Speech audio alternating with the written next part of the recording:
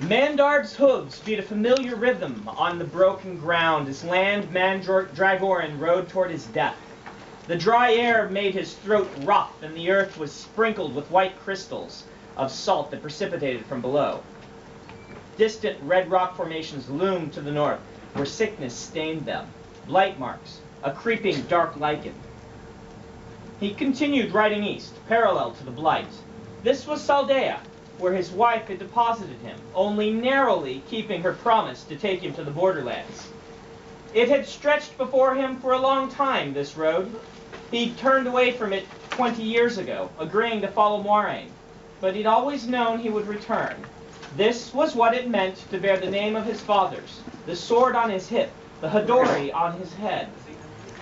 This rocky section of northern Saldea was known as the Proska Flats. It was a grim place to ride. Not a plant grew on it. The wind blew from the north, carrying with it a foul stench, like that of a deep, sweltering mire bloated with corpses. The sky overhead stormed dark, brooding. That woman, Lan thought, shaking his head.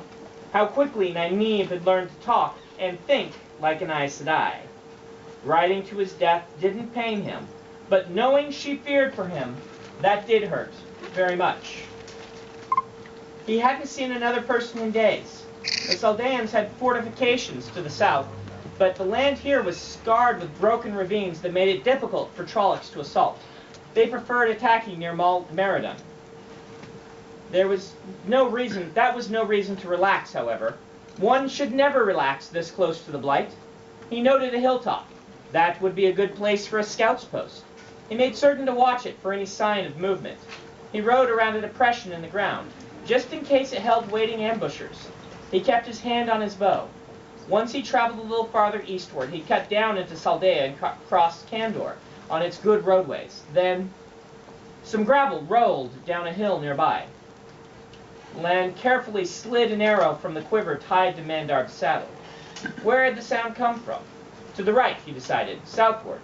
The hillside there, someone was approaching from behind it. Lan did not stop Mandor. If the hoofbeats changed, it would give warning. He quietly raised the bow, feeling the sweat of his fingers inside his fawn-hide gloves.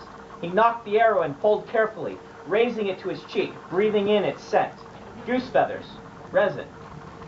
A figure walked around the southern hillside. The man froze, an old, shaggy-maned pack-horse walking around beside him and continuing on ahead. It stopped only when the rope at its neck grew taut. The man wore a laced tan shirt and dusty breeches. He had a sword at his waist, and his arms were thick and strong, but he didn't look threatening. In fact, he seemed faintly familiar. "Lord Mandragoran," the man said, hastening forward, pulling his horse after. "I've found you at last. I assumed you'd be traveling the Kremer Road." Lan lowered his bow and stopped Mandarb. "Do I know you?" "I've brought supplies, my lord." The man had black hair and tan skin. Borderlander stock, probably. He continued forward, overeager, yanking on the overloaded pack-horse's rope with a thick-fingered hand. "I figured that you wouldn't have enough food. Tents, 4 of them, just in case. Some water, too. Feed for the horses, and..." "Who are you?" Lan barked. "And how do you know who I am?" The man drew up sharply. "I'm Bulin, my lord. From Candor?"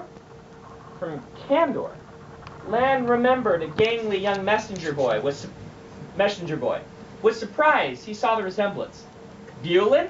That was 20 years ago, man." "I know, Lord Mandragoran. But when word spread in the palace that the Golden Crane was raised, I knew what I had to do.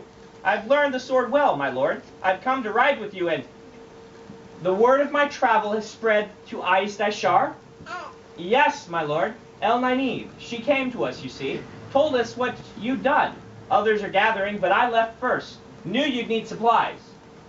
Burn that woman, Lan thought. And she'd made him swear that he would accept those who wished to ride with him. Well, if she could play games with the truth, then so could he. Lan had said he'd take anyone who wished to ride with him. This man was not mounted. Therefore, Lan could refuse him.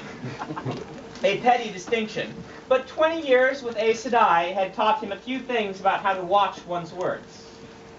"Go back to Aes Sedai," Lan said. Tell them that my wife was wrong, and I have not raised the golden crane. But I don't need you, son. Away with you.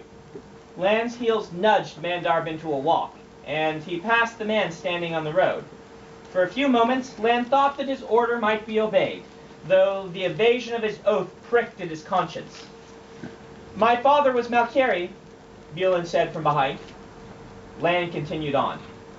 He died when I was 5, Bulin called. He married a Kandori woman. They both fell to bandits. I don't remember much of them, only something my father told me, that someday we would fight for the golden crane.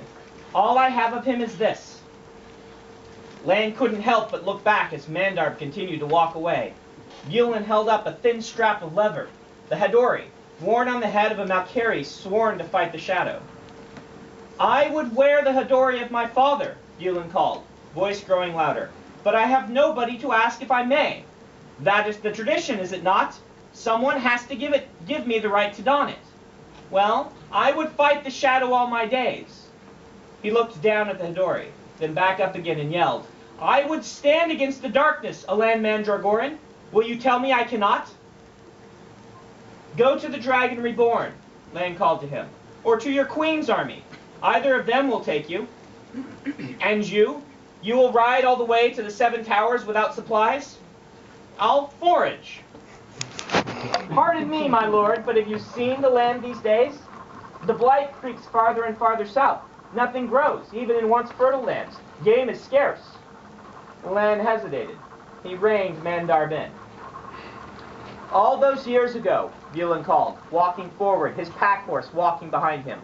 I hardly knew who you were, though I know you lost someone dear to you among us. I've spent years cursing myself for not serving you better. I swore that I would stand with you someday. He walked up beside Lan. I ask you because I have no father. May I wear the Hadori and fight at your sign, at Alan Mandragoran, my king. Lan breathed out slowly, stilling his emotions. Nynaeve, when I see you next. But he would not see her again. He tried not to dwell on that. He had made an oath. Aes Sedai wiggled around their promises, but did that give him the same right? No. A man was his honor. He could not deny Bulin.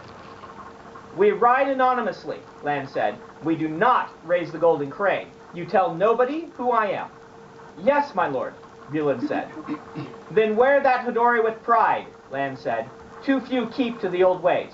And yes, you may join me. Lan nudged Mandarb into motion, Bulin following on foot. And the one became 2.